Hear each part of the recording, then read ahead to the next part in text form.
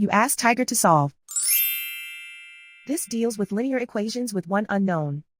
The final result is x equals 20. Let's solve it step by step. Group all constants on the right side of the equation. Subtract 6 from both sides. Simplify the arithmetic.